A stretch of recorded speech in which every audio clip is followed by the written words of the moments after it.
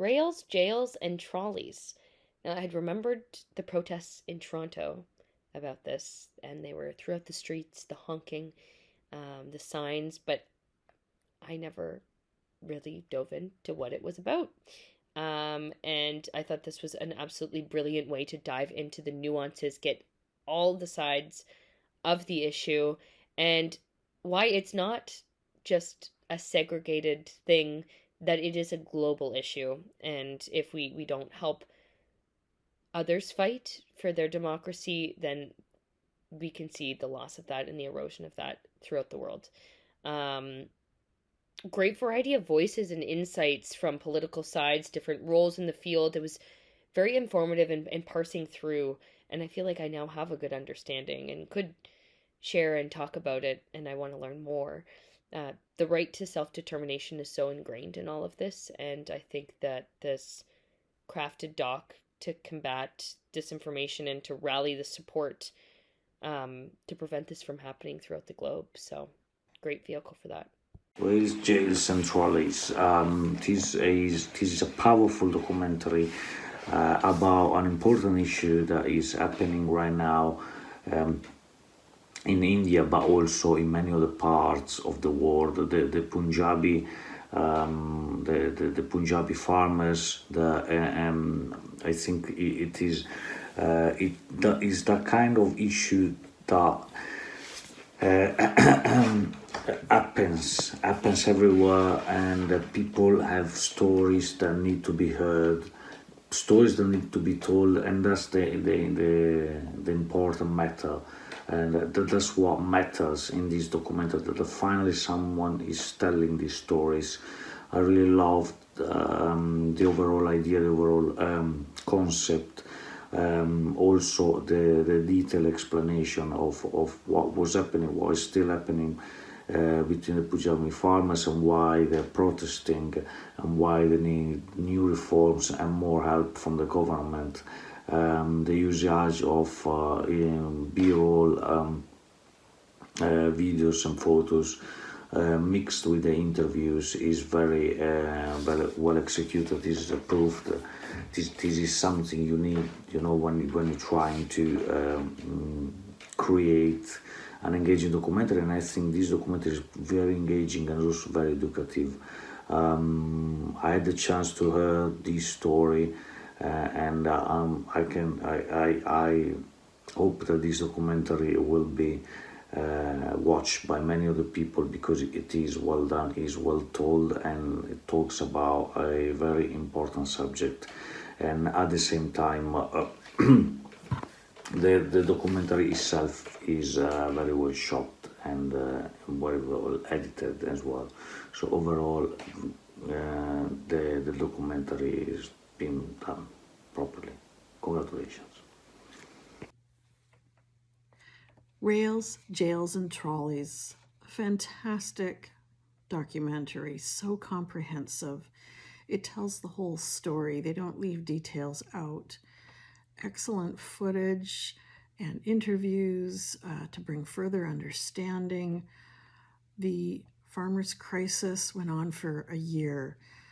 So much tragedy in the death of farmers taking their lives after becoming destitute and not having any hope. Women left to take on those farms but not able to own it. That was surprising. I never knew about that. And if they don't have a son to take the farm, who does it go to? Young people in this story become activists, and they use social media to the advantage. It has a high impact on the world and the thought of the Indian patriarchal government. And eventually, when the laws are repealed, it's a victory for India. The people fought back against the patriarchal society, and they won. What a great ending. Rails, Jails, and Trolleys brought awareness to the farmers' protests in India, something that I wasn't actually aware of, I hadn't heard of, but seeing how huge it was around the world, I'm surprised I hadn't heard about it, seeing as, Rihanna and Greta Thunberg were tweeting about it. It's crazy that these 3 regulations had such a horrible impact on these farmers. and the fact that this brought awareness to all of that and how these corporations are being favored over these small individual farmers and their families, and how devastating these regulations are for those families and those farms, was really impactful for me to see that. I liked that this documentary sort of showed the whole picture. It brought us back into the history of these farms and why these regulations are such a big deal, and why all of these things leading up to it contributed to the devastating impact of these regulations on these farmers. Just seeing the suicide statistics alone, and seeing that even that is underreported because of how they qualify people as farmers. Just seeing it just goes to show how big of an impact these regulations are having on these farmers, and how these farms are their livelihoods, and without them, they feel there's no way out. Yeah, just seeing these large agribusinesses pushing out family farmers, and how the Green Revolution and all these innovative new farming techniques with different pesticides and equipment actually are pushing out these smaller farmers because they can't afford these expensive fertilizers and these expensive farm equipment to do their jobs, and they're getting pushed out by these agribusinesses.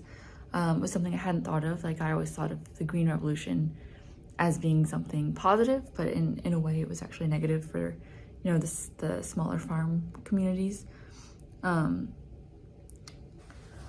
Also seeing how much the media is controlled in India, and how even like American-based media companies like Facebook are, have an understanding with the Indian government, which I didn't realize.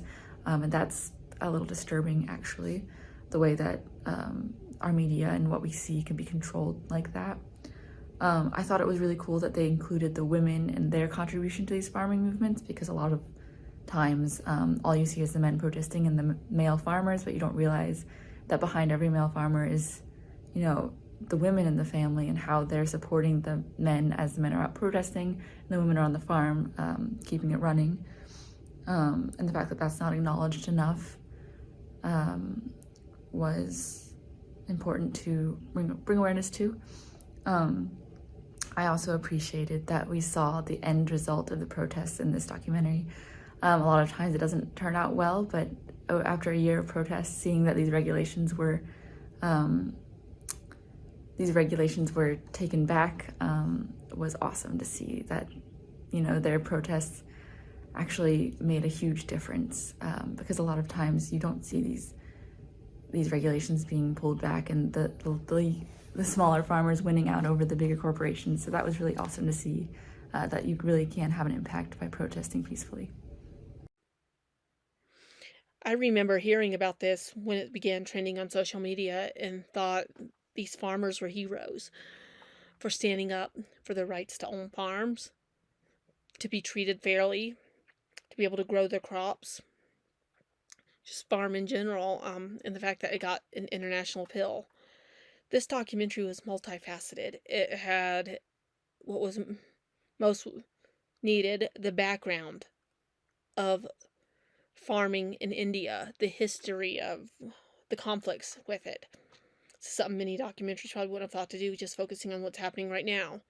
But it makes it multi-layered, going through the history and showing this is something that's come up time and time again. The only difference this time is social media, which got a global audience for what was happening, and pressure.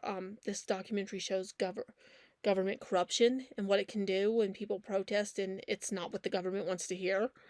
This documentary covered almost everything surrounding the farmers' protests in India. It did it in a way of exposing what was really going on through the farmer side, showing what government corruption really looks like. These reviews for Rails, Jails, and Trolleys. This documentary discusses about agriculture and farming as a way of culture and sustenance for India. It is a very raw documentary of the violence that police gave as a response to widespread protest following the government's ordinances and other with regards to agriculture. They also touch on other countries' reactions like Canada, UK, USA, or Vienna. Sorry, Austria. Interesting images of the people that have worked between the different decades in these regions, working out of the land. And they talk about how when the British rule ended in India in 1947, this revolution about agriculture, and it is quite engaging to see how countries abandon the people that grow our food, how they push them into huge debt and health issues due to the exposure to chemicals. And thinking about this is very important because somehow some governments just dismiss this. I also was appalled by the suicide figures they showed there, and I love this how they approach of the topic, like, is this capital versus people, and why this should matter to everyone, not only because of the livelihoods of these people, but also this involves the continuance of humanity, and this is also the culture and identity of a nation. I am glad to see that at least they repealed the laws for now, even though it was not in a satisfactory way for the people. No regrets, no declarations were made, so the fight is still on, like they said, and it was just very informative. This is an educational piece about a rather semi-current event that has taken place. I remember reading over these issues, and to be able to see it with our own eyes gives us a sense of duty to carry on the conversation and not leave it in the dark. These acts need global awareness to create change. This is a global issue. This is a humanity issue. It is a great use of information and interviews.